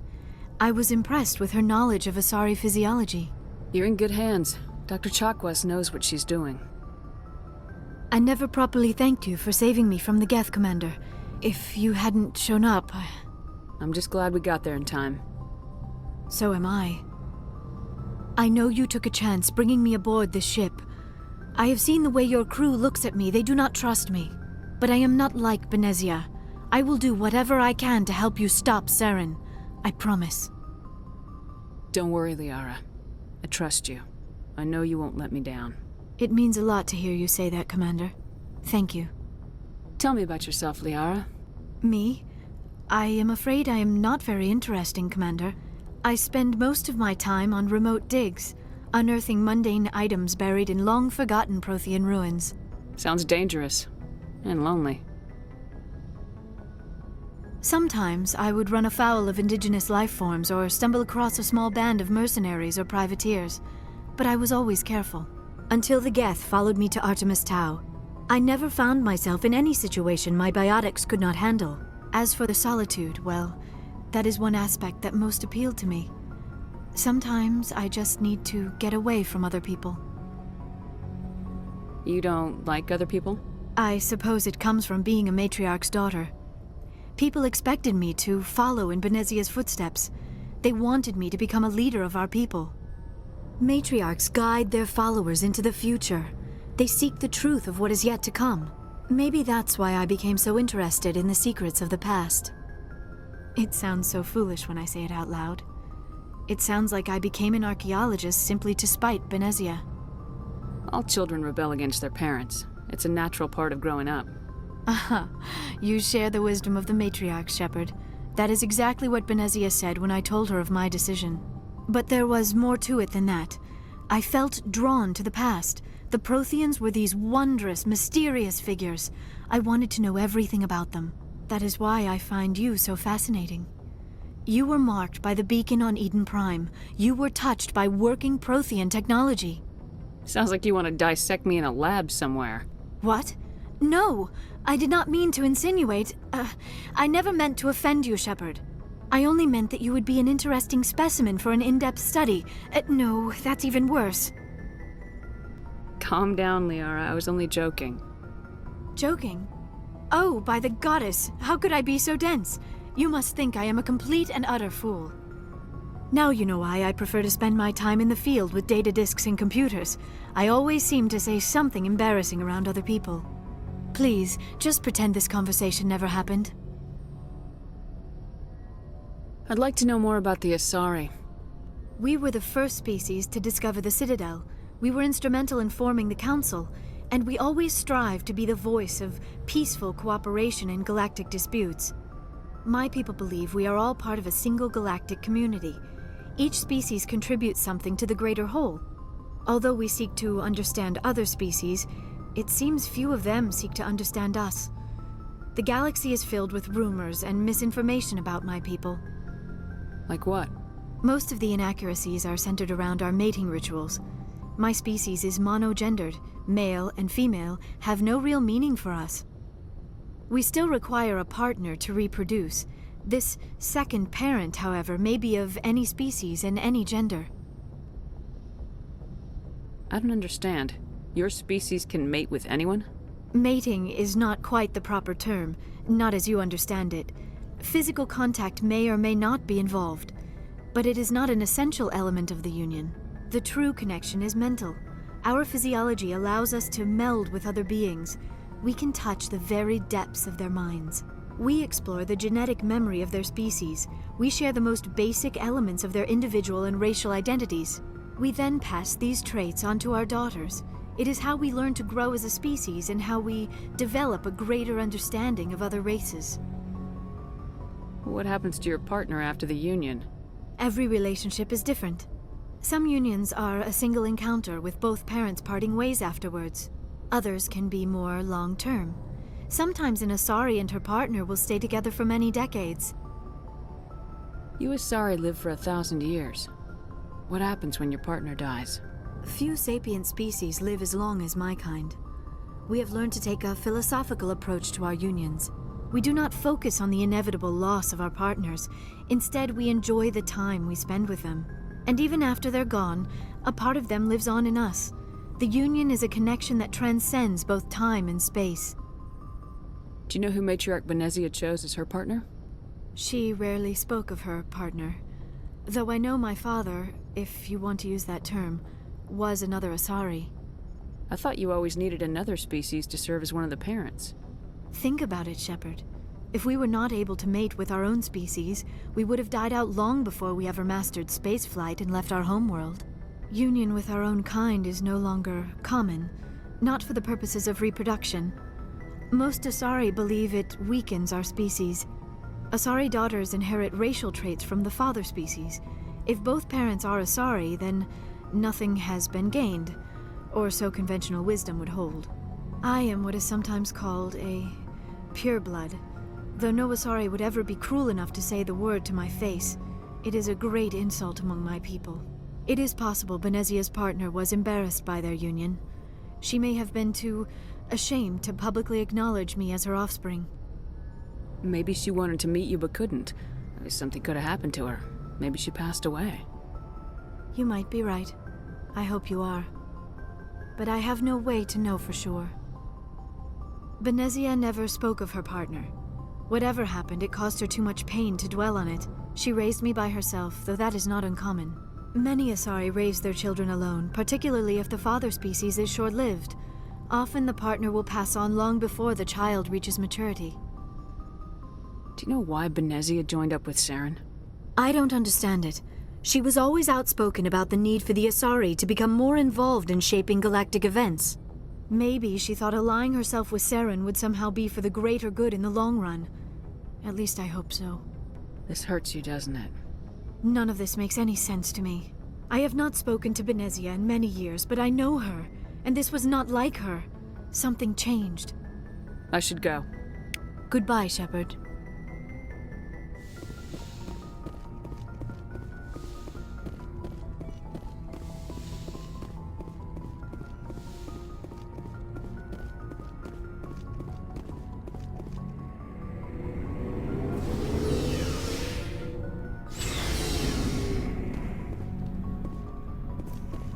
Looking for supplies? Let's see what you got. You bet, Commander.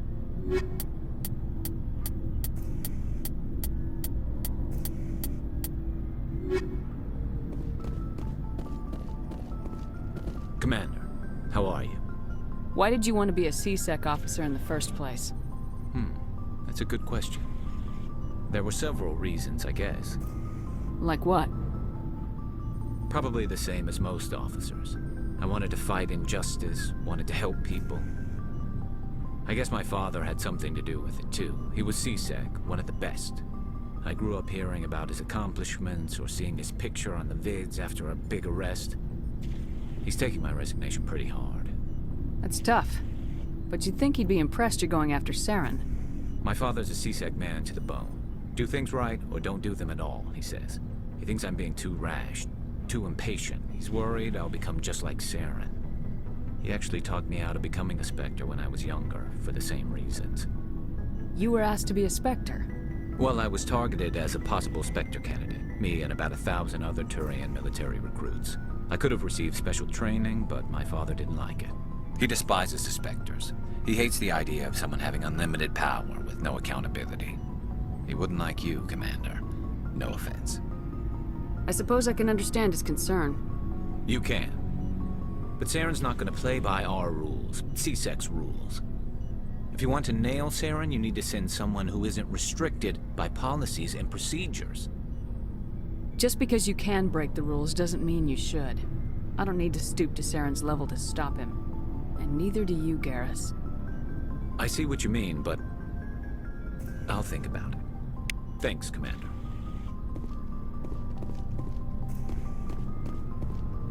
Commander? Do you have a few minutes to talk? One-on-one? Sure. I was hoping to get a minute of your time off the record. I keep an open door policy. If you have any concerns, lay them on me. All right. I know things are different aboard the Normandy, but I'm concerned about the aliens, Vakarian and Rex. With all due respect, Commander, should they have full access to the ship? You don't trust their motives because they're not human. This is the most advanced ship in the Alliance Navy. I don't think we should give them free rein to poke around the vital systems. Engines, sensors, weapons. You don't trust the Alliance's allies? I'm not sure I'd call the Council races allies. We, humanity, have to learn to rely on ourselves. How do you get from relying on ourselves to mistreating our allies? I don't mean we should mistreat them, Commander. I just think we should be prepared to go it without them. As noble as the Council members seem now, if their backs are against the wall, they'll abandon us. You got a pessimistic view of the universe, Williams. A pessimist is what an optimist calls a realist. Look, if you're fighting a bear and the only way for you to survive is to sick your dog on it and run, you'll do it. As much as you love your dog, it isn't human. It's not racism, not really. Members of their species will always be more important to them than humans are. These seem like deeply held beliefs, Williams. What made you think this way? My family's defended the Alliance since it was founded. My father, grandfather, great-grandmother, they all picked up a rifle and swore the oath of service. I guess we just tend to think of Earth's interests as our own. You're lucky. I lost my family on Mindoir. Are you related to anyone I'd have heard of? Couldn't say, Commander. I read about Mindoir. The Alliance screwed the pooch on that one. Should have had a bigger garrison. Is that why you're out here? To take the fight to the pirates? No. The future of humanity is out here. There's so much we haven't seen yet. Yeah. I still remember my first field exercise on Titan. When we hit mud, the reality hit me. I'm the first person who ever stood here. Then my drill instructor kicked me in the ass. I went face first into the muck. He spent the next 5 minutes chewing me out for gold breaking. Don't tell me you had Gunny Ellison. He's the only one who uses that word to describe shirking duty. Oh, Lord. You went to the Makapog boot camp, too? Yeah. Gunny Ellison's still reaming out recruits down there. Kicking ass and using words like inveigle and pusillanimous. It doesn't sound like you've worked with aliens before. No, ma'am. Mainly I've been groundside, part of the surface garrison forces. I did get a rotation on a space station for training. Every Marine a rifleman, every rifleman ZG certified. That's odd. Your record is spotless and your technical scores are exemplary. You should be serving with the fleet. Anyway, that's why I haven't served with many aliens, Commander. Alright, I can see where your concerns are coming from, Williams. But this is a multilateral mission. You're gonna have to work with aliens, like it or not. It won't be a problem, Commander. You say jump, I say how high. You tell me to kiss a Turian, I'll ask which cheek. I'm glad there won't be a problem. Anything else you need, Commander? What's your opinion of the last mission? Not sure I buy Dr. Tassoni's story about her and her mom not talking. They're family, right? I think she's being straight with us. Or at least I don't think she lies very often. Yeah, she's probably really bad at it. Hey, want me to ask her about her sex life? Might be illuminating. I don't think she's used to teasing, good-natured or otherwise. No fun, Commander. Too bad those ruins got destroyed. I mean, they lasted thousands of years. That's impressive. Dismissed, Chief. Ma'am. So, we've got Saren on the run. It won't be long now. Saren's good, but I'm better. Good. He's rotten. To the core. I could tell as soon as I met him. Why didn't you tell me this sooner? I would've if I thought it was important. I think I'd like to hear about it just the same. This was a while ago. A bunch of mercs were bragging about a job out near the edges of the Terminus systems. They said it paid well and the boss was never around to ride them. They said he was looking for more men, too. So I checked it out. I didn't know Saren was openly recruiting mercs. It wasn't that open, and he only showed his face once. We'd been raiding ships in the area for months when we took out this massive cargo freighter. Our biggest haul yet. I was on board checking bodies for valuables, looking for some extra credits. That's when I saw him. What did Saren want with the ship? I don't know what he wanted. He was just moving through the ship, watching. Couple of the mercs called him by name, but he never spoke to them. Never spoke to anyone. I had a really bad feeling about him, so I got the hell out. Didn't even wait to get paid. Whose ship was it? There was a Volus trading vessel. Big one. Lots of guards. But they were no match for us. What kind of cargo was the freighter carrying? What was Saren after? I don't know. All I saw on that ship was food and medical supplies. There were some basic weapons, but nothing big. If there was anything of value on that ship, I didn't see it. That's why I didn't mention it sooner. That's the only time you saw him? Yeah. Didn't even know who he was. Still wouldn't if I hadn't joined up with you. But my instincts were right. Every other merc on that mission turned up dead within a week. Every damn one. So long, Rex. Shepard.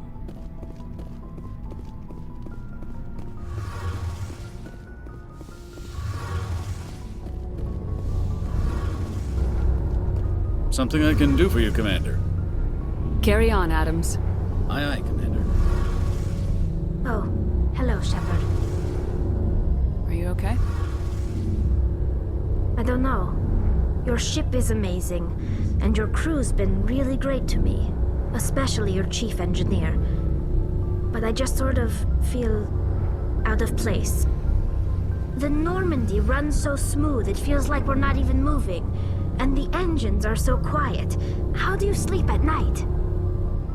The silence wakes you up? Back on the flotilla, the last thing you want to hear is silence. It means an engine's died or an air filter shut down. I guess you don't have to worry about that here. but old habits die hard. But it's more than just the silence. This ship feels so empty. It's like half the crew is missing. Back home, I couldn't wait to go on my pilgrimage. I couldn't wait to get away from the crowds. Now that I'm out here, I kind of miss them. Sometimes we don't appreciate what we have till it's gone. That's true. I'm starting to wonder if that's what the pilgrimage is really about.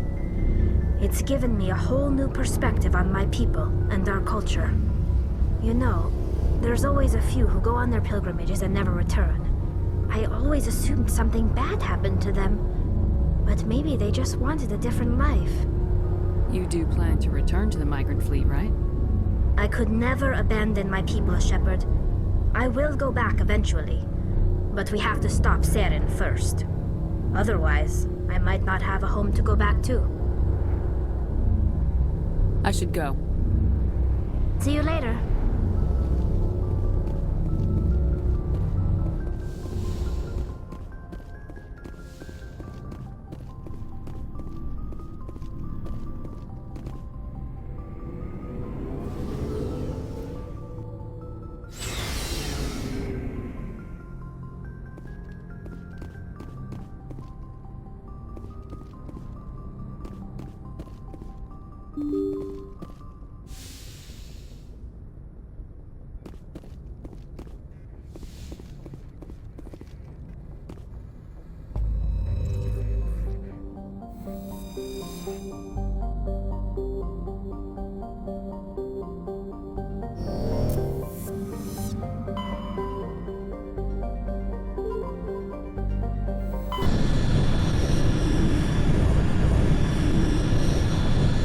Commander, urgent message from Alliance Command coming in.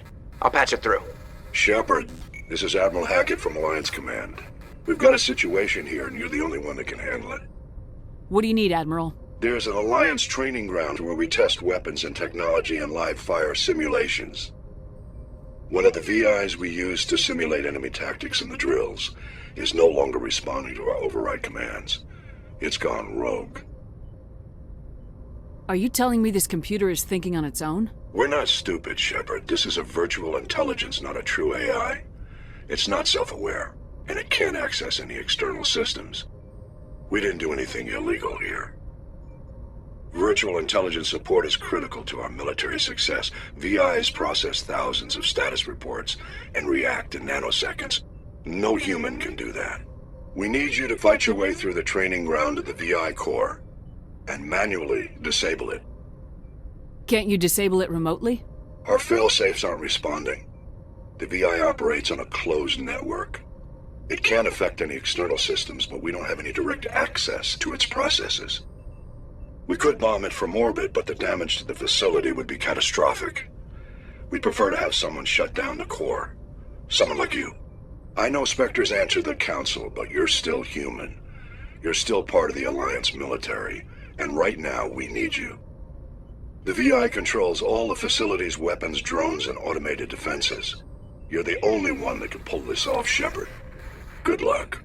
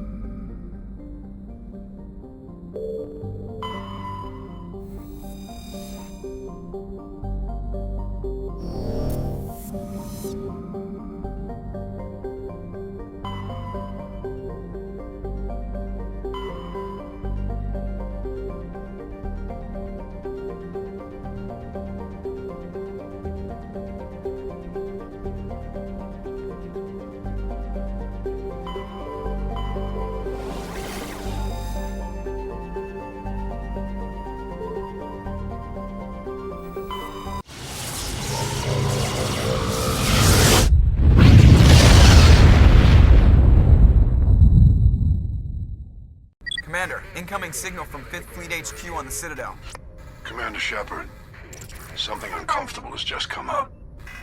In the First Contact War, we fired a lot of espionage probes into Turian space. We just received a mission complete burst from one of them.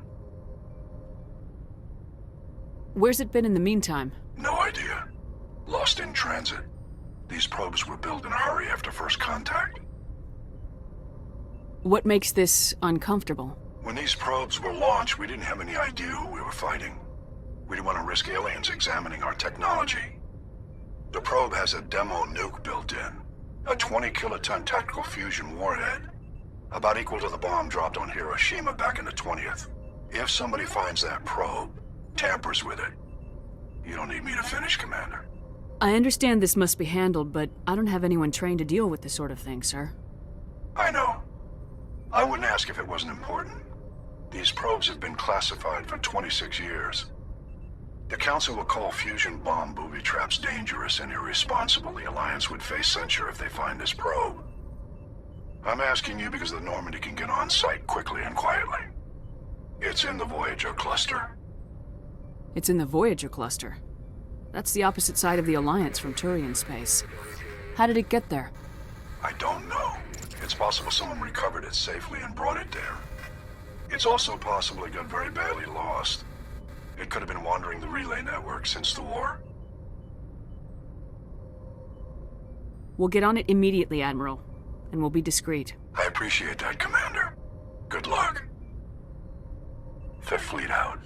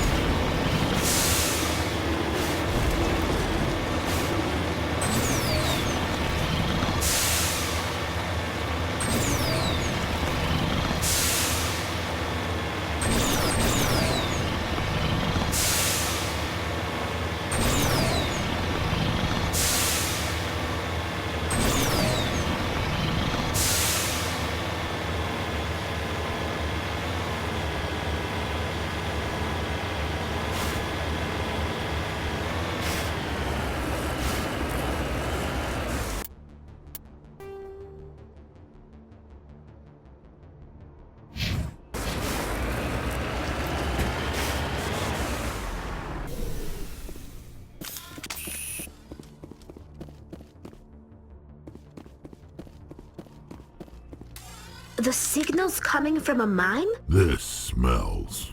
I agree. The probe did not crash. Someone moved it here. They may not know what they have. Let's find it before they set it off. Right.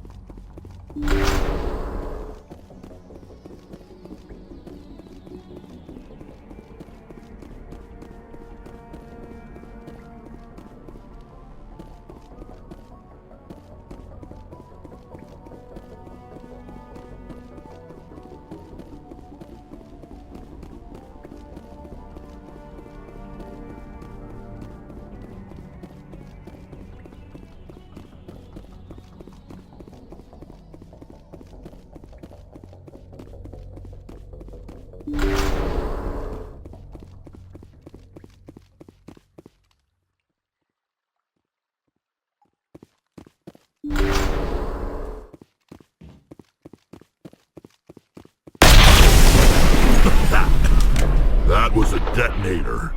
Someone just screwed us. Shepard, at last. You have me at a disadvantage. My name is Ilanos Haliot. I doubt you know it. Who do you think runs the Terminus clan, Shepard, huh? Thousands of pirates, slavers, criminals of every stripe? In most criminal organizations, it's the one who's recognized as the most successful. That's correct. The one who kills the most men, seizes the most ships, pillages the most colonies. 3 years ago, I was the strongest. I used my influence to assemble a fleet. We would drive your kind out of the Verge. You're the one behind the attack on Elysium. I was the motivator, the instigator, the one who promised glory and riches for sacking the largest human colony in the cluster. The one blamed when it failed. Failed! I was ruined when your kind held against the Blitz. What better way to recover my reputation than by eliminating the first human Spectre? My crew will come for me. Oh, let them. We'll be ready. An Alliance warship would make a fine prize. Oh, and if you haven't noticed, the ores here are laced with heavy metals. I'm afraid your suit radios aren't powerful enough to transmit out. It doesn't have to be like this, Haliot. Empty words from a dead woman. Goodbye, Shepard. What do we do now, Shepard? We've got air and light and the Normandy's still in orbit. Let's look for another way out.